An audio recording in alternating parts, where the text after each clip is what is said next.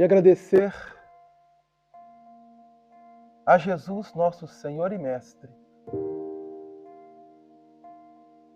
pelas bênçãos que tem feito chegar a cada um de nós. Que seus mensageiros aqui possam estar,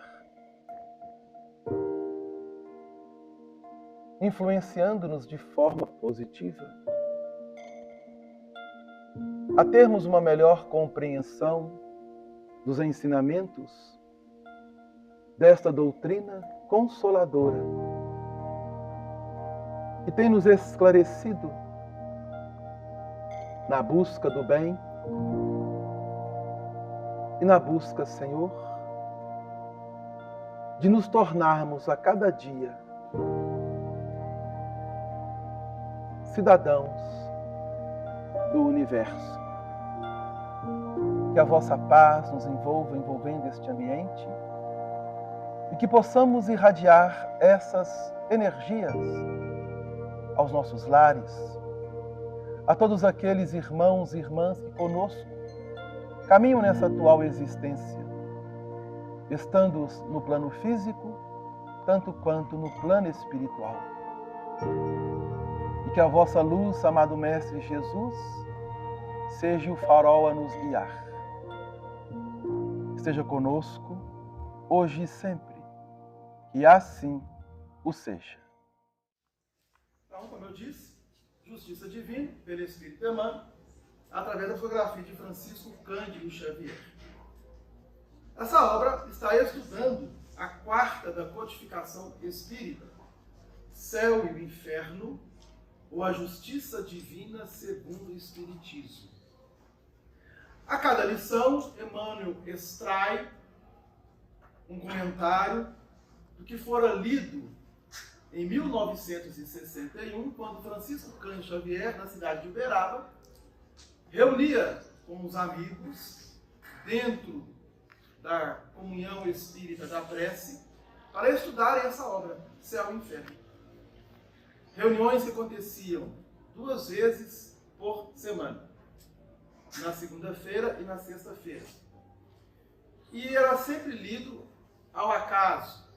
E na noite do dia 6 de março de 1961, foi lida a primeira parte, dentro do capítulo 7, inciso 9, da obra Céu e Inferno. O capítulo 7 está tratando as penas futuras segundo o Espiritismo. E dentro deste capítulo nós temos o Código Penal da Vida Futura, proposta por Kardec e pelos Espíritos. O inciso 9, ou artigo 9, é o que fora lido nessa noite. Toda falta cometida, todo mal realizado, é uma dívida contraída que deve ser paga. Se não for numa existência, será na seguinte ou nas seguintes. Porque todas as existências são solidárias umas com as outras. Aquilo que se paga na existência presente não deverá ser pago por segunda vez. É o inciso 9 do Código Penal da Vida Futura. Diante dessa lição, o Emmanuel propôs o título Quitação. Toda falta cometida, todo mal realizado, é uma dívida contraída que deve ser paga.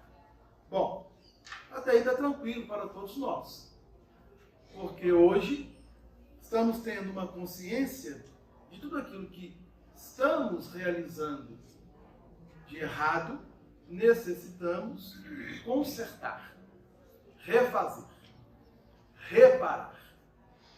Mas é interessante que na própria colocação do inciso 9, os amigos espirituais nos chamam a atenção para a reencarnação. A proposta da pluralidade das existências, reafirmada pelos espíritos superiores a Allan Kardec. Por que reafirmada? Porque a filosofia da pluralidade das existências, ela já caminha em nossa humanidade, mesmo antes de Jesus estar entre nós, há 2000 anos. Filosofias orientais, como na Índia, no próprio Egito, entre os próprios gregos, já era trabalhado essa proposta da pluralidade das existências. A doutrina espírita, ao reafirmar a reencarnação, ela vai desenvolver e complementar aquilo que até então era colocado de forma vaga, de forma imprecisa, por muitas filosofias orientais. Por exemplo, no próprio Livro dos Espíritos, Kardec vai trabalhar a ideia da metempsicose. Qual é essa ideia? Proposta por Pitágoras, um filósofo grego, um matemático grego, que auriu a pluralidade das existências no Egito. E ao levar para a Grécia, difundindo-a, ele vai trabalhar que a metempsicose pode, a alma ou espírito, ao retornar ao corpo físico, habitar um corpo biológico de um reino inferior ao reino nominal, o reino animal. Daí muitos hoje trazer a ideia, quando eu reencarnar na próxima, eu quero vir como um elefante, uma girafa, um cachorrinho, um gato. Isso está no inconsciente coletivo.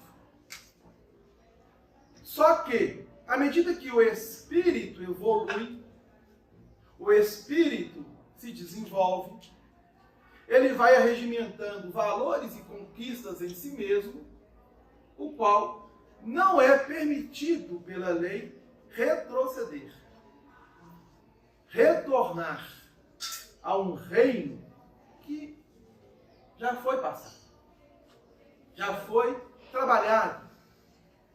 Então é impossível um espírito racional, dotado de inteligência, de sentimento, de valores que vem já se esforçando para sedimentar em seu campo íntimo, voltar a habitar um corpo biológico de qualquer animal que seja.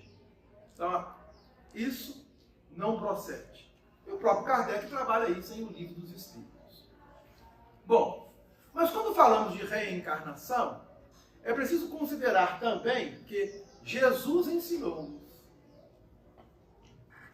talvez não de forma tão clara e ampla, mas muitos trechos dos seus ensinamentos trazem essa proposta. Então eu vou trazer 3 versículos que estão no Evangelho de Mateus, no capítulo 5, versículo 25 e 26 e o versículo 30. Aí vocês vão relembrar. Diz Jesus: reconcilia-te depressa com o teu adversário, enquanto estás no caminho com ele, para que não aconteça que o adversário te entregue ao juiz, e o juiz te entregue ao oficial, e te encerrem na prisão. Em verdade te digo, que de maneira nenhuma sairás dali, enquanto não pagares o último ceitil. Este ensinamento tem sido trabalhado de forma até bastante ampla por nós espíritas. E no versículo 30 está assim: e se a tua mão direita te escandalizar, corta e atira para longe de ti, porque te é melhor que um dos teus membros se perca do que todo o teu corpo seja lançado no inferno. É uma tradução protestante, João Ferreira de Almeida, em que fica claro para nós, ao ouvirmos esse ensinamento de Jesus, alinhá-lo à proposta da reencarnação. Para muitos irmãos, ainda sentem dificuldade de compreender, de entender isso. Mas para nós que estamos buscando o esclarecimento espírita, essa proposta, ela representa, dentro da lei universal, a misericórdia divina. E aí nós vamos entender o porquê que Emmanuel coloca o título Quitação, capítulo 14 da obra Justiça Divina. Bom, retornando, tá tranquilo, gente? Até aí, alguma pergunta? Podem perguntar, tá? Não podem ficar caladinho, não. Isso é participativo. Viu? Sim. Essa passagem que Jesus fala dessa questão do juiz, que vai ser entregue ao juiz e tal, interessante que nós, é como se a gente tivesse 3 tipos de juiz. Tem as leis humanas que muitas vezes a gente escapa. Tem até advogado de defesa, né? O cara comete um crime, o advogado de solta o cara, mas a nossa consciência vai cobrar e ter as leis divinas. No livro Ação e Reação, lá no Luiz, né, um foi resgatado nas trevas, foi levado para uma colônia, né? Lá ele mesmo, pela mente dele, ele criou uma cela com cadeado. Aí o André Luiz lutou, mas quem criou essa cela? Ele mesmo. Ele se acha tão perigoso que ele coloca fogo. Aí o André Luiz perguntou, e esse sangue que está aqui na cela? Isso aí são as vítimas dele, é como se ele, os olhos viram e a consciência gravou. Quer dizer, nós mesmos criamos as nossas dificuldades e pagamos por ela. Sim. Aí escapa pela lei humana, mas de Deus ninguém escapa. Claro, com certeza. É o que Kardec colocou. Toda falta cometida, todo mal realizado é uma dívida contra ele. Bom, sabemos disso. Mas o que vem a ser realmente o mal, o erro?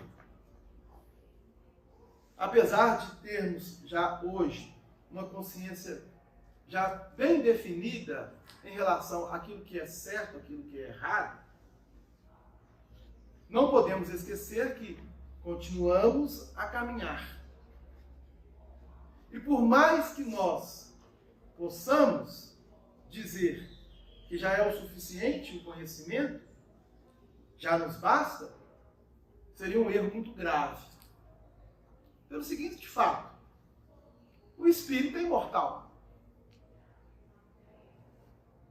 O espírito é imortal. Nós somos espírito. Imortais.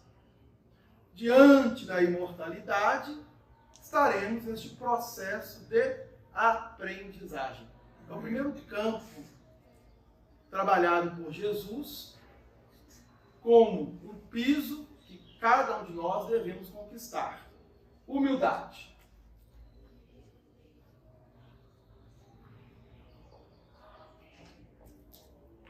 Que muitos pensam que já são dotados de humildade, mas em grande realidade e verdade ainda não somos.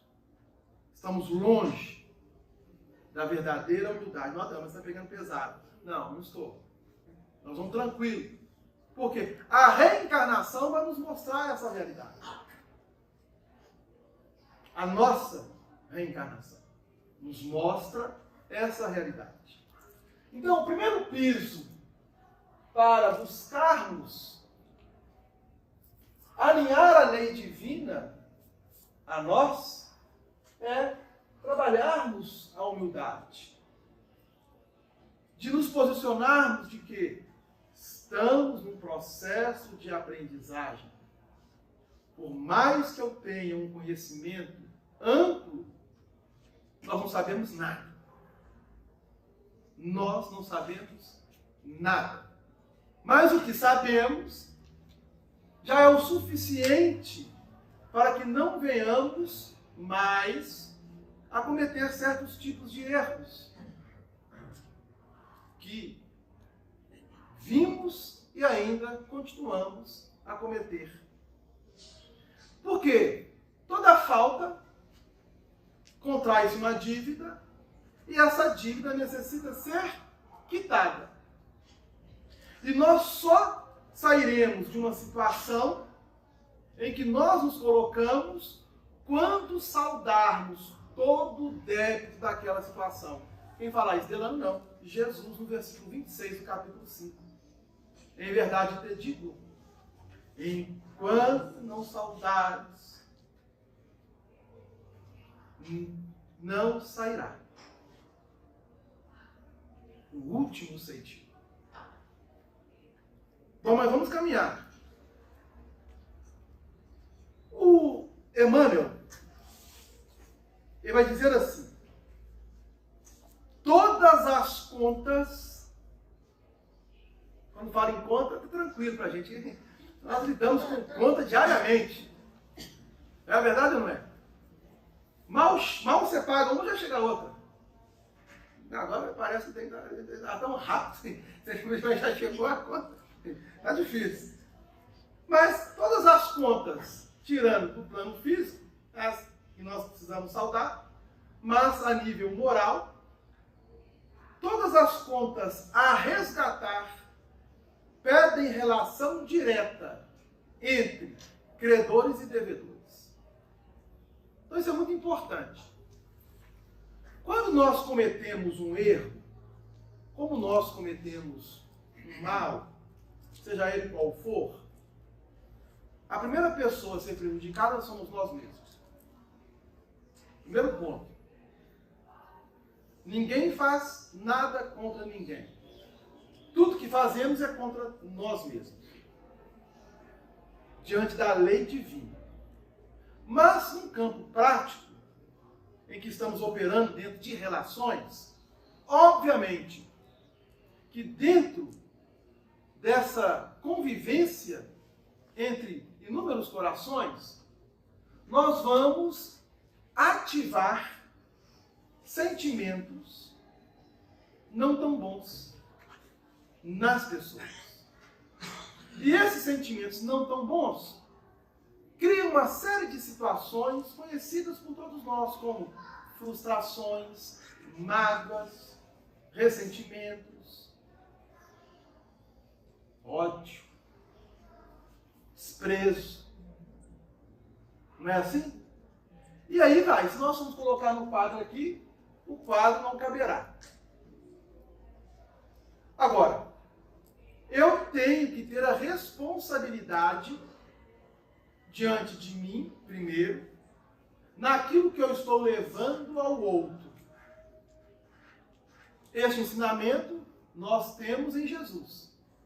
Se pegarmos os 4 evangelhos e observarmos o caminhar de Jesus entre nós, ele trabalhava e operava dentro de uma linha de respeito que nós ainda não conseguimos ter. Respeitava quem quer que seja, qualquer que seja. Mas por que ele fazia isso? Primeiro, que está num patamar muito superior ao nosso. E segundo, o entendimento que nós precisamos ter. Se eu me relaciono com uma pessoa, e se essa pessoa ela tem as suas dificuldades e eu também as tenho, mas se eu já tenho um entendimento a mais do que a outra pessoa, eu sou responsável na relação em não ativar situações desagradáveis. Às vezes é preciso silenciar, calar mesmo. Ah, Delano, mas fulano chegou e falou comigo e despejou aquele rosário. Tranquilo. Deixa. Ah, mas eu não tenho sangue de barata. Não é assim? Por quê? Porque não temos humildade.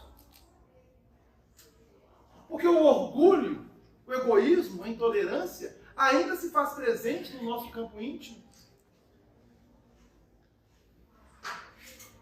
E se eu revido, é porque eu entro em ressonância, porque trago em mim as mesmas características que o outro está despejando.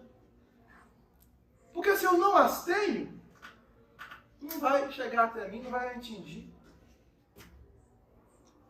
Voltemos ao exemplo de Jesus. Quantas quantas vezes Jesus foi defrontado por inúmeros corações à época. E ele sempre mantendo-se imperturbável, sereno, tranquilo. Por quê? O seu campo íntimo não dava ressonância às ondas magnéticas negativas que chegavam até ele. Elas ficavam pelo meio do caminho. Mas nós somos o contrário. Porque nós criamos uma relação de atração. Nós atraímos. Então, se eu... Posso pagar com imposto? Se eu contraio uma dívida, essa dívida é dentro da lei de Deus. Vamos imaginar que eu utilizei de astúcia e passei o outro para trás. A gente passa as pessoas para trás e passando. Tem aí, os filhos tem essa Maria, né? Alguém já passou alguém para trás aí, gente? Não? Que ótimo, né? Então nós somos aqui numa classe já bem avançada. Olha que coisa boa. Passar para trás é o seguinte, não é tão simples quanto se parece. Eu sou motorista de coletivo. O passageiro entrou, foi me pagar com dinheiro. A passagem é R$3,15. Ele foi me deu umas pratinhas. Peguei. Ele falou assim comigo, tá certinho. Peguei nas pratinhas, olhei assim de relance. Vi que não estava. Tranquilo. Coloquei na caixinha. Faltava 50 centavos. Não falei nada com ele. Não, tá bem. Passou o roleta. Eu falo isso porque tem muitas pessoas, a maior coisa assim, entram no ônibus com as pratas, eu já contei, tá certinho. Sempre tá faltando 10, 15, 20, 30 centavos. Sempre. Às vezes a pessoa realmente esquece. Até no bolso, né? Quando chega, esquece. Já aconteceu, às vezes, a pessoa te pagar, você pegar, olha assim, mas ela tá faltando. Aí você, não, mas tá certo, não tá faltando. Aqui, ó. Aí viaga no bolso, aí ficou, a prata ficou no bolso. Ah, tá aqui. Acontece. Mas quando a pessoa faz de caso pensado, ao dizer, olha, eu contei as pratas, está correto. Aí você vai falar, 50 centavos. Mas o que é 50 centavos? Nada, né? Nada. Aparentemente não é nada. Mas, se a pessoa for alimentando isso, eu estou aqui, passo. Ou quer utilizar de benefícios que não são necessários, por exemplo, você chega em uma fila, em qualquer situação, um banco, um supermercado, uma casa lotérica. Eu tinha um conhecido que ele se passava por deficiente. Ele era normal. Não, eu não sei se não, mas eu tinha que enfrentar a fila. Aí ele entortava as pernas dele todinho. Eu não sei como ele conseguia isso. Ia andando, arrastando, assim, meu filho, realmente você vai ser deficiente mesmo. Ia, chegava no bar, não, pode entrar aqui, entrava na frente e pagava a conta. Quando ele acabava de pagar, isso aí é normal. Como se diz? Gozando da cara do outro. Tudo bem. Só que isso revela o quê? Uma falta de humildade. Sem saber, mas entendendo que está querendo se beneficiar de uma situação, porque é um ditado, que é o pior ditado que existe no mundo e o mais errado, mas que todos falam na ponta da língua. Vocês vão entender aqui, ó. O mundo é dos espertos. Já ouviu esse ditado? O mundo é dos espertos. Coitados. Ai, ai. Não cai nessa não, gente. Pelo amor de Deus, não cai nessa não. Se o mundo dos espertos, não fique esperto não. Deixem de ser espertos. Porque senão, nós vamos ter problemas. Nosso irmão levantou o braço atrás. O mundo material é dos espertos. Perfeito. O mundo material é dos espertos. Eles pensam que são. Então Emmanuel está dizendo que há uma relação direta entre credor e devedor. Nós criamos essa relação. Embora tudo que fazemos, estamos fazendo para nós mesmos, no campo de convivência, querendo ou não, nós, ao contrairmos uma dívida, nos tornamos devedores e teremos, então, aqueles credores que nos cobrarão diante da lei. Como que isso vai acontecer? Então, Emmanuel, ele vai trabalhando da seguinte forma para nós. É por isso que te vês frequentemente na terra, diante daqueles a quem deves algo. No lar, ou nas linhas que o marginam, é fácil reconhecê-los quando entregas desinteresse e dedicação, recolhendo aspereza e indiferença. Muitas vezes trazem nomes queridos no recinto doméstico e assemelham-se a impassíveis verdugos, apressando-te o coração nas grades do sofrimento. Em muitos lances da estrada, são amigos a quem te dás sem reserva e que te arrastam a dificuldades de longo curso. Em várias ocasiões, são pessoas das quais enxugaste as lágrimas, situando-as na intimidade da própria vida e que de inesperado te agridem a confiança com as pedras do desapreço. Noutras circunstâncias, são companheiros de experiência que de súbito se transformam em adversários gratuitos de teu caminho, hostilizando-te em toda parte. Entretanto, se defrontado por semelhantes problemas, aí que entra.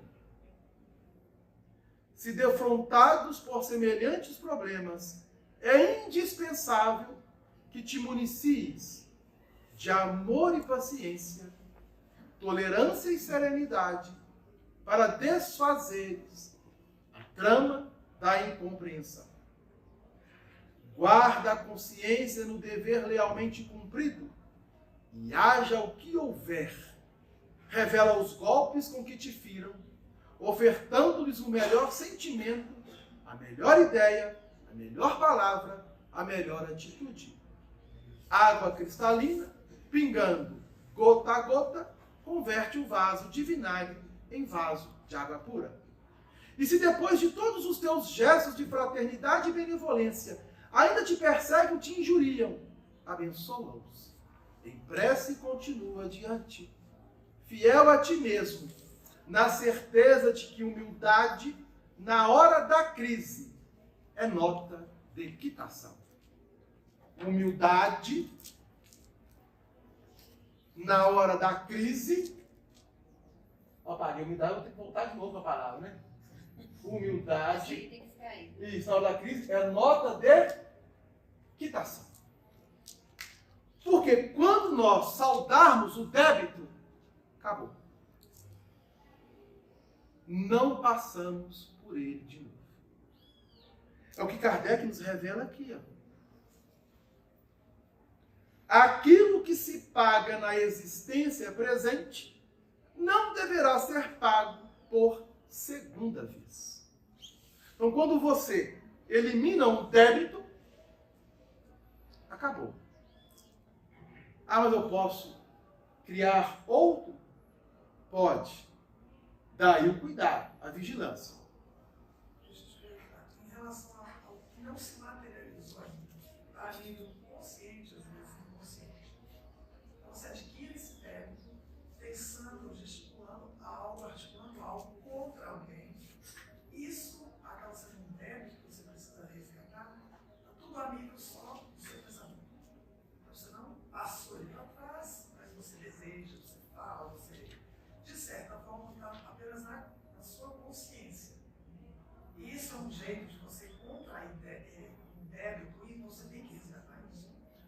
Veja bem, nós vamos só quitar quando nós realmente praticarmos uma ação.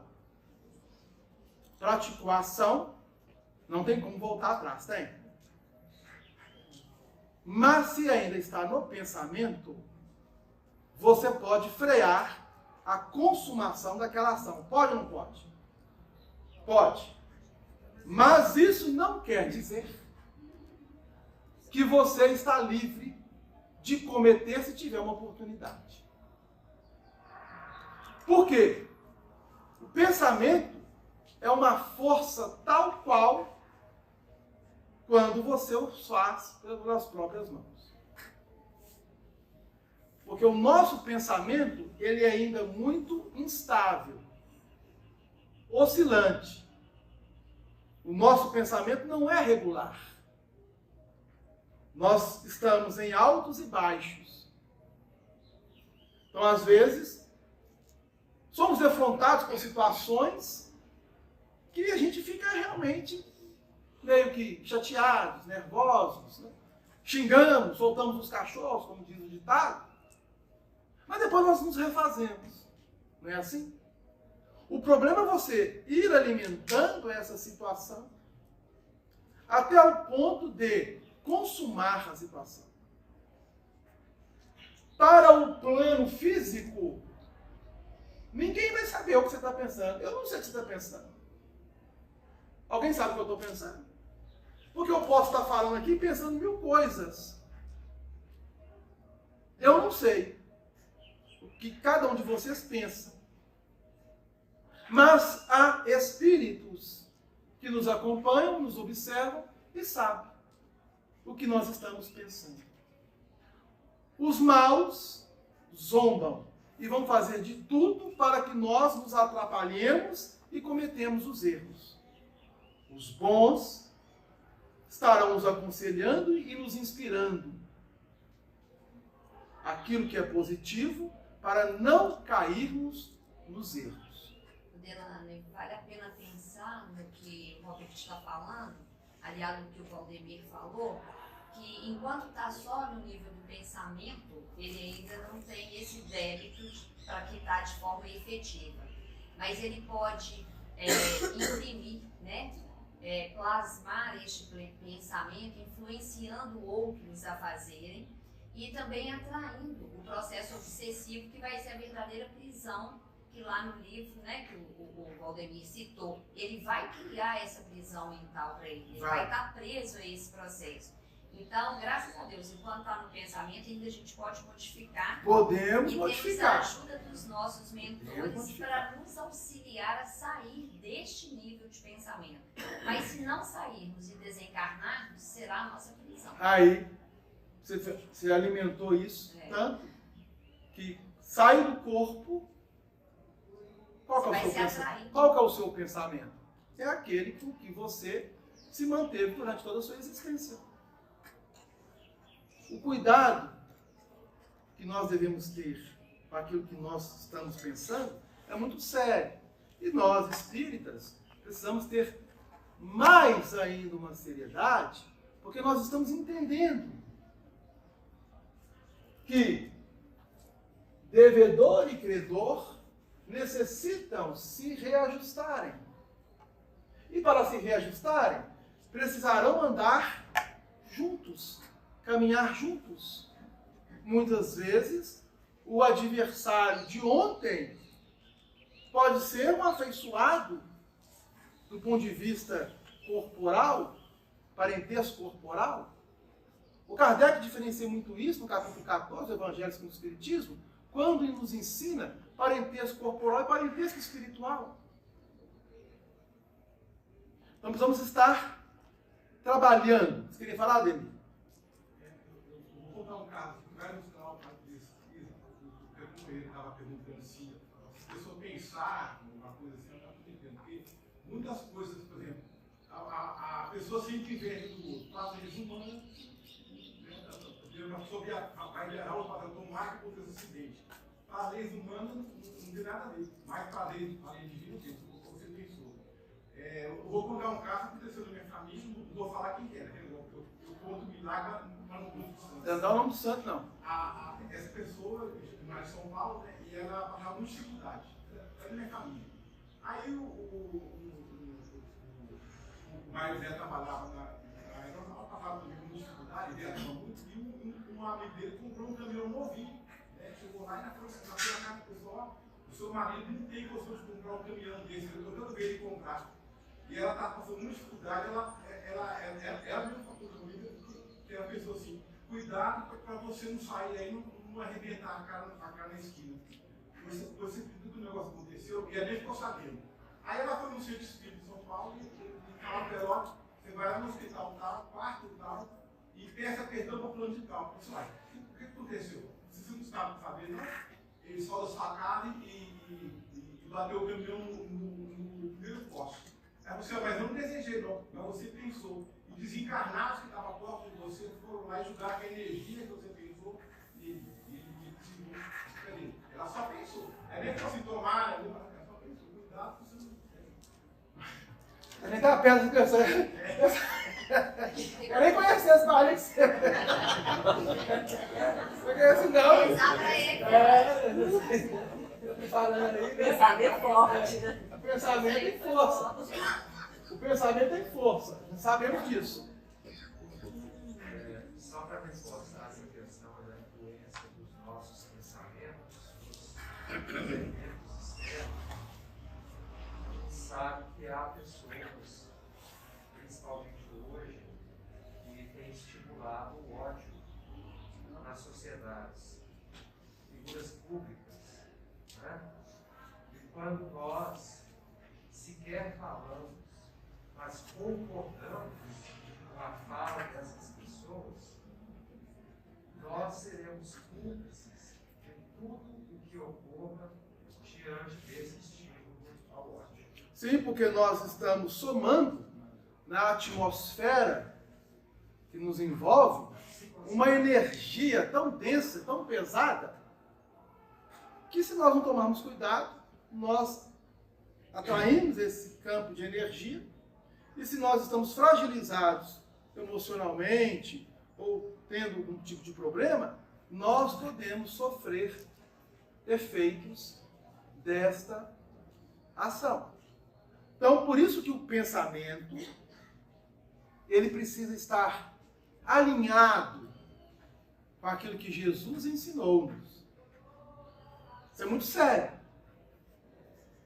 O pensamento precisa estar alinhado com aquilo que Jesus nos ensinou. Porque nós estamos muito longe, mas muito longe da verdadeira civilização. Nós estamos dando os primeiros passos para a civilidade. Que é isso, Delano? O homem já foi até na Lua, já. O homem está lançando foguete para falar a Terra de estar.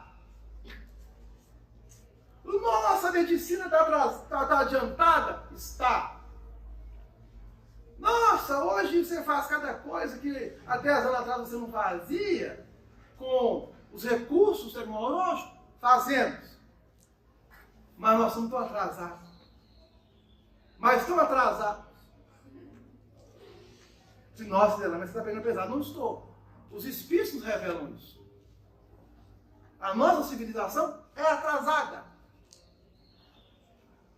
Precisamos reverter isso. Como? Eu preciso assumir uma postura agora diante da lei divina,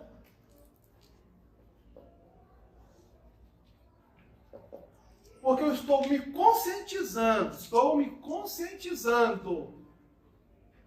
Eu ainda não estou formatado, solidificado nisso.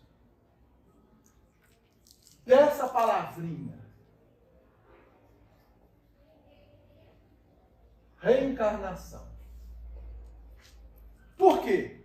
Se eu criei uma dívida, essa dívida atingiu pessoas, muitas dessas pessoas relevaram, outras não.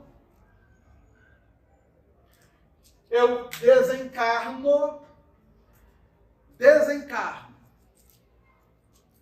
Chego no plano espiritual e encontro com a minha realidade. E aí eu chego lá do outro lado e vejo que eu preciso modificar, que eu preciso mudar, que eu preciso resolver uma situação, senão eu não posso avançar. Eu não consigo avançar. Então vamos citar um exemplo. Claro. Obra Nosso Lar. Alguém já leu? Alguém conhece? Alguém já viu até o filme? Ótimo. Quem viu o filme, beleza, reveja. Quem já leu a obra, ótimo, releia. Quem nunca leu, não perca a oportunidade, leia. Na obra Nosso Lar, o André Luiz, que é um pseudônimo, ele é polido para essa cidade. Na época em que ele lá está, a cidade contava com 1 milhão de habitantes. Isso na década de 40 do século passado. 1 milhão de habitantes. Coisa maravilhosa, né? 1 milhão de habitantes. Parece muito, né? Belo Horizonte tem mais de 3 milhões. Segundo o censo aí. São Paulo tem mais de 12 milhões. Nosso Lar, na verdade, de 1 milhão de habitantes. Cidade pequena. Perto das grandes metrópoles. Mas já passado de 40 para 22, são aí quase 80 anos ou mais, com certeza a população de Nosso Lar deve ter crescido, não deve? Porque os espíritas que leram a obra Nosso Lar e que pensaram em estar em Nosso Lar, desencarnaram e foram todos para Nosso Lar. Só que a realidade não é essa. A realidade é bem diferente. É mais fácil uma pessoa que nunca leu a obra, que não sabe nada de espiritismo e que sempre combateu o espiritismo, ir para Nosso Lar e o espírita mesmo ficar na crosta se arrastando. Está muito mais fácil. Por quê? Porque é impressionante, né? Vou voltar aqui, humildade. A humildade, eu apago ela, mas ela sempre volta aqui. Coisa, deixar aqui no quarto. A humildade precisa estar presente no nosso campo íntimo. Aí tem um casal lá, que André Luiz conhece apenas a esposa, porque o marido já havia reencarnado. Família. A obra está ensinando sobre família. André Luiz desencarna. Um médico conceituado. Chega no plano espiritual, fica 8 anos numa região densa. É acolhido, não por merecimento, por intercessão. Por intercessão. Mas ele criou um campo que permitiu ser acolhido. Uma prece sentida, de arrependimento e de reconhecimento. Deve ter algo para além. Vai para o Nosso Lar, parte hospitalar, passa um tempo, recebe alta. O ministro Clarencio, o ministro do auxílio, precisamos levar André Luiz para um ambiente.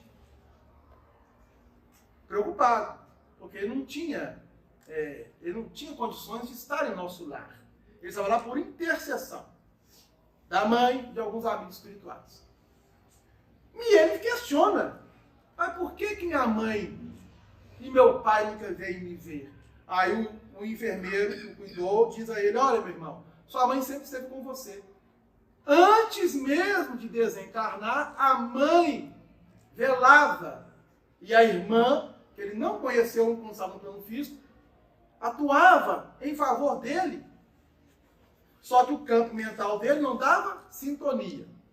Desencarnou, a mãe continuou amparando, sem que ele o soubesse, só foi saber depois. Reencontrou com a mãe e perguntou, cadê papai? Ah, seu pai. Aí a mãe não quis nem falar.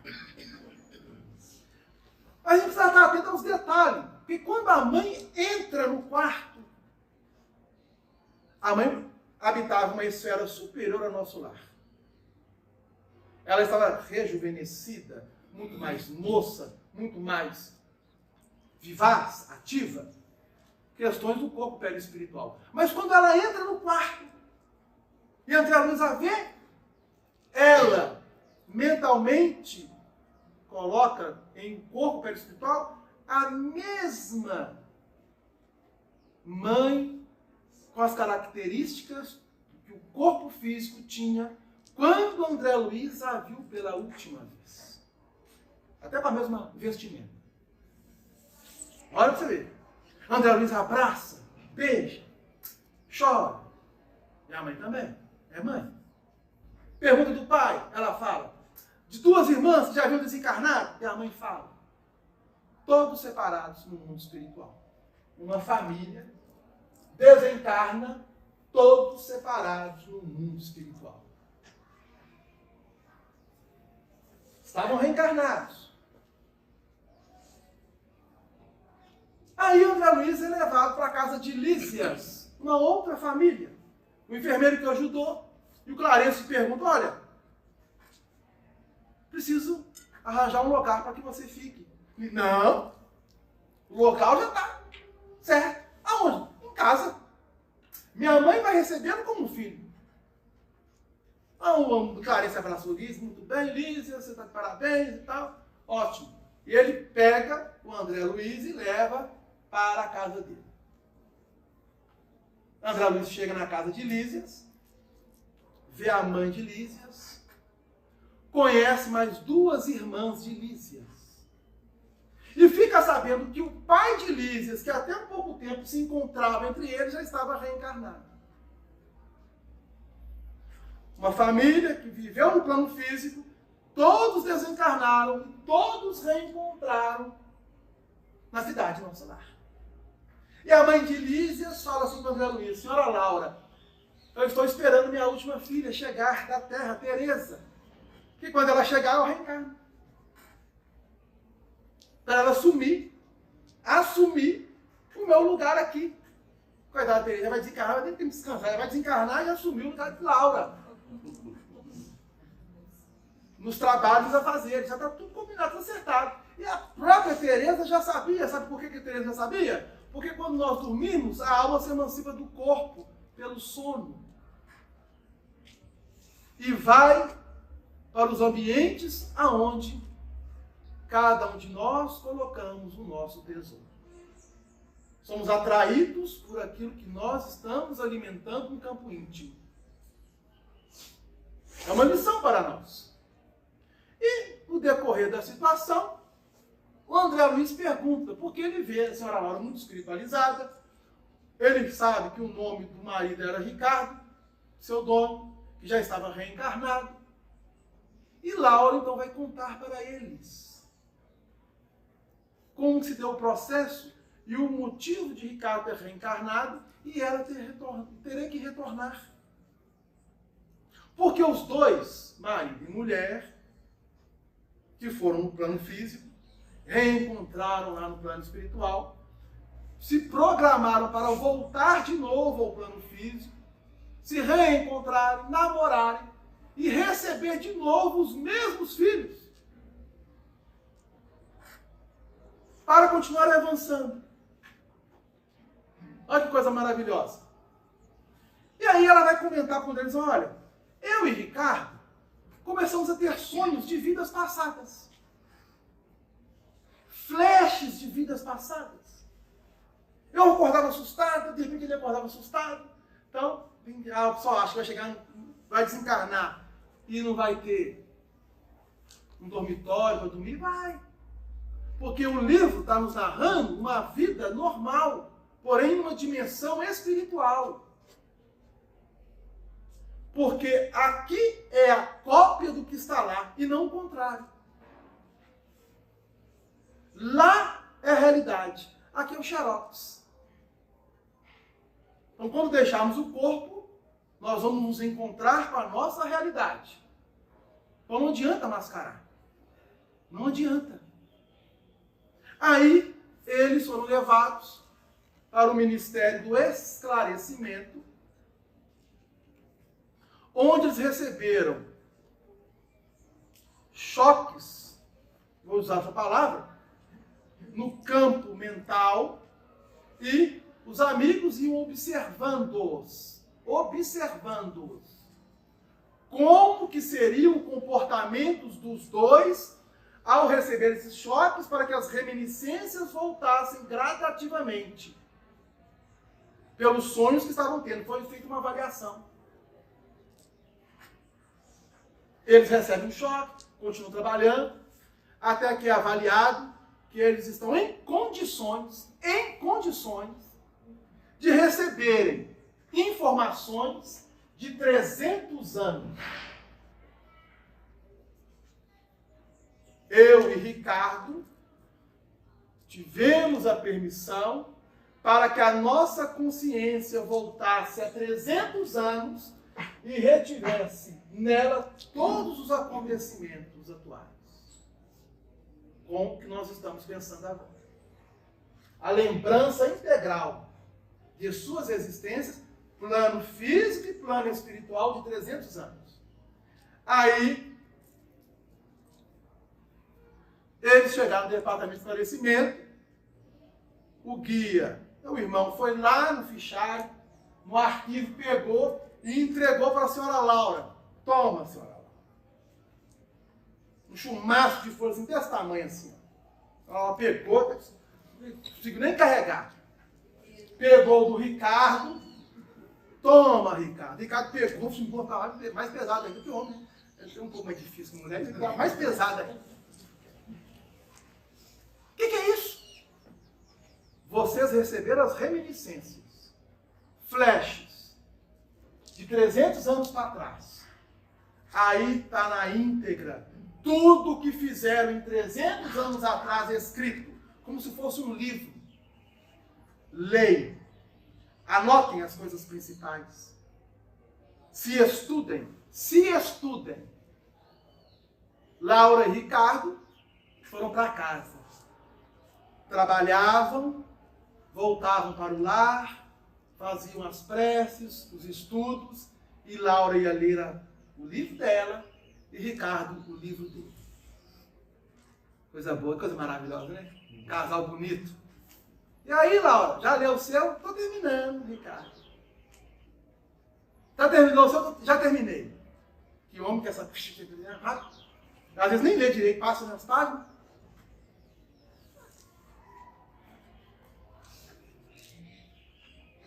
Deixa eu ler o seu, você leu o meu? Claro. Marido e mulher, reminiscências de 300 anos atrás. Laura pega do Ricardo, Ricardo pega de Laura. Eu não acredito, Laura, que você fez isso comigo naquela existência. Ele pensando com ele pensando. Ricardo, você fez isso? Ela lendo dele e ela lendo dela. As reminiscências vieram. Mas muito que veio, né? Não veio na íntegra. O livro está na íntegra. Eles lendo, mas os espíritos superiores os observando. Como que eles reagiriam? Porque agora, 300 anos de existência, ela sabendo tudo o que Ricardo fez, e Ricardo sabendo tudo que ela fez. Voltaram, olharam para o outro. Precisamos reencarnar. Precisamos voltar. Precisamos refazer esses erros.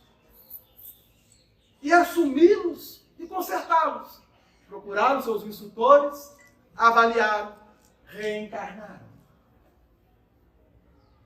Quando André Luiz conhece a história, Ricardo já encontrava reencarnado e Laura iria reencarnar meses depois de ela ter contado isso a André Luiz. E o André Luiz lá ouvindo. Aí, ele pensando, eu não sei nada da minha última existência anterior a essa. O que eu fui? O que eu deixei de ser? Eu não sabia. Que laços me prenderam essa família?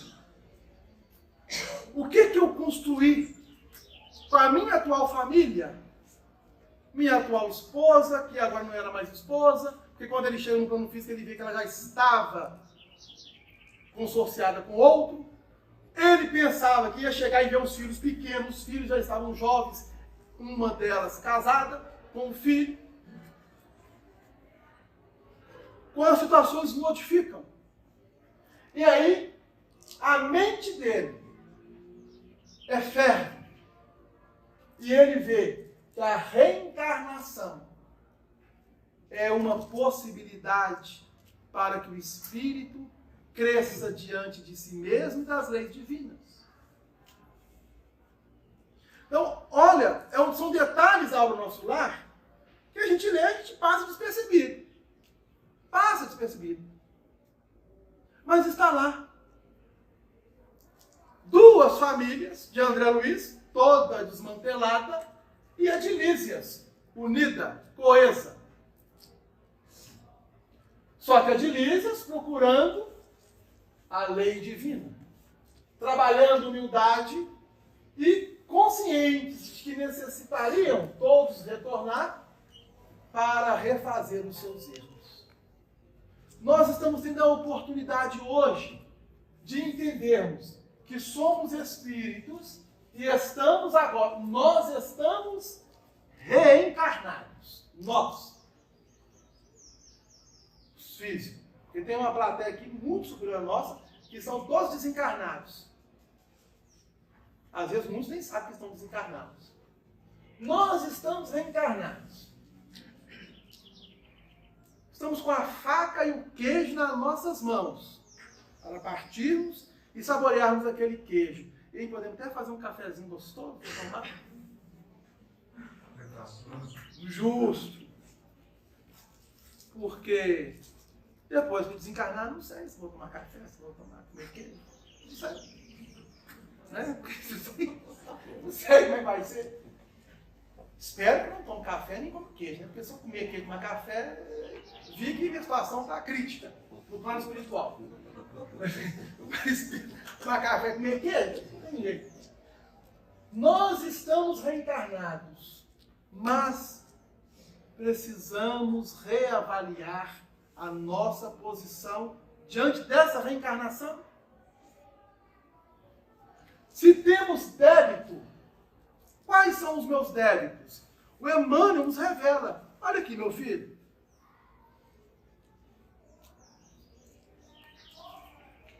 Veja bem. No lar, ou nas linhas que o marginam, é fácil reconhecê-los. Quando entregas desinteresse e dedicação, recolhendo aspereza e indiferença. Muitas vezes trazem nomes queridos no recinto doméstico e assemelham-se a impassíveis verdugos, apressando-te o coração nas grades do sofrimento. Em muitos lances da estrada, são amigos a quem te dás sem reserva e que te arrastam a dificuldades de longo curso. Em várias ocasiões, são pessoas das quais enxugaste as lágrimas, situando-as na intimidade da própria vida e que de inesperado te agridem a confiança com as pedras do desapreço. Noutras circunstâncias, são companheiros de experiência que de súbito se transformam em adversários gratuitos de teu caminho, hostilizando-te em toda parte. Entretanto, se defrontado por semelhantes problemas, é indispensável que te municies de amor, paciência, tolerância e serenidade, para desfazeres a trama da incompreensão. Então, imagine, nós temos um casal aqui maravilhoso na nossa frente, que é o Charles. Esqueci o nome da sua esposa, como é que é? Fabiana. Já pensou, Charles, você chegar no plano espiritual e ler? Vou até mais além. Ó, Charles, meus parabéns. Você pode voltar 500 anos atrás a sua memória integral. Toma o livro da tua vida. Ei, Fabiana, que coisa maravilhosa. Você pode voltar 500 anos atrás a sua memória integral. Toma o livro da tua vida. Aí a Fabiana Uchado falou assim, meu Deus, será que eu vou lá e vou encontrar com ele lá ainda? O pensamento vai, né? O pensamento, mas esse reencontro são juntos de novo. Fabiana lê o livro de Charles. Charles leu o livro de Fabiana. Nesse momento é preciso amor, paciência, tolerância, serenidade. Somos espíritos em aprendizagem. Vivenciamos experiências. Trazemos erros, mas temos oportunidade de saldar esses erros. A reencarnação é essa proposta. E aí, pensando que vamos avançar para as esferas superiores, necessitaremos retornar para o plano físico. Para fazer o que devíamos ter feito e não fizemos. Simples como a luz do sol. Não é verdade? Aí, quando nós vamos lá no Livro dos Espíritos, que é uma obra que está há 165 anos a nosso dispor, tem todas as respostas para todas as perguntas da humanidade. Todas. E nós, espíritas, temos um material, um acervo, que talvez teremos valor só quando deixarmos o corpo. E vem Kardec e pergunta a espiritualidade, na questão 642. Para agradar a Deus e assegurar a sua posição futura, eu quero quitar meu débito, assegurando minha posição futura. Bastará que o homem não pratique o mal? Resposta: não. Poxa vida. Eu faço tudo certo. Não faço nada de errado, nada de mal. Então, eu não estou agradando a Deus? Se nós voltarmos àquela lição do jovem que chega a Jesus, que tinha bens, mestre, o que faço para herdar a vida eterna? Cumpre com os mandamentos da lei. Ah, mas isso eu tenho feito desde pequenino. E aí Jesus apresenta os mandamentos. Quer ser perfeito? Quero. Vá, vende tudo o que tens e segue. Veja bem, não vamos aqui abrir uma linha interpretativa, porque a proposta de Jesus não era fazer com que ele desfizesse de todos os seus bens materiais, que superficialmente numa leitura dá a entender isso. Não era isso. Mas Jesus mostrando-nos a dificuldade que nós temos em desapegarmos de muitas coisas que ainda trazemos vinculadas a nós. Dentre elas, o próprio orgulho e o egoísmo. É difícil desvincular. E aí continuam os espíritos na questão. Basta agradar a Deus e assegurar sua posição futura? Quero quitar meu débito. Bastará não praticar o mal? Não.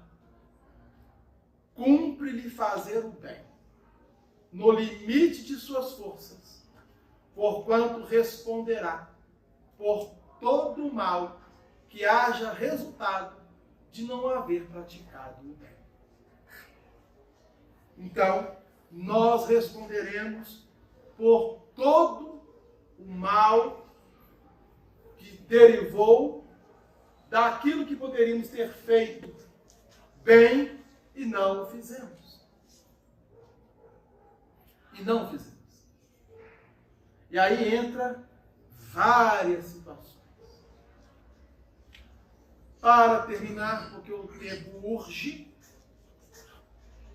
eu vou deixar aqui para casa, você vê, eu estou velho mesmo, né? Mas tem para casa hoje? Você manda para casa hoje? Você manda, né? Minha mãe fala, tem para casa, Delano? Não, mãe. Tem não, mãe. Criança, agindo errado. Tem certeza? Tem.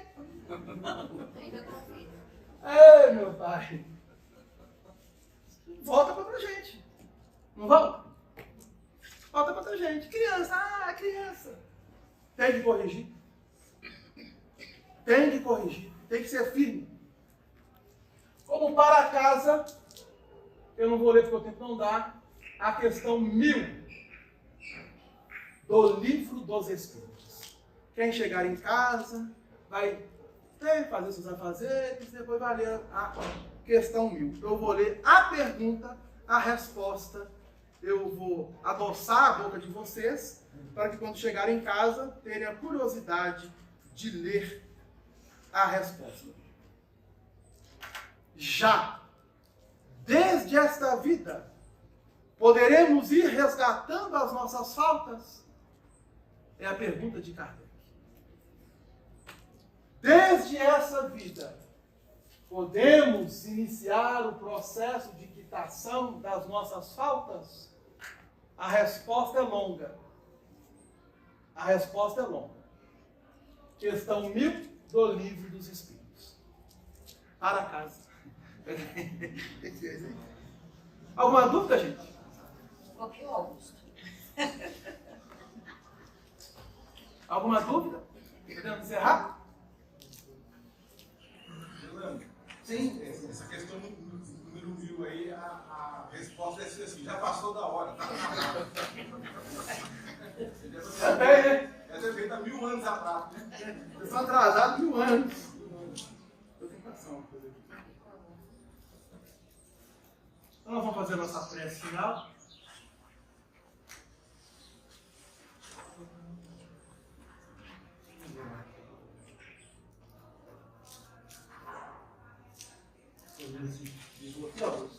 Ainda play, não? Aperta o USB. USB. É.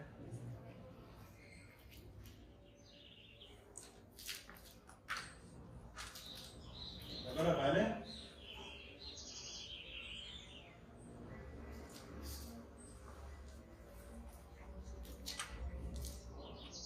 Então, gente, nós vamos agradecer imensamente a Deus por essa oportunidade.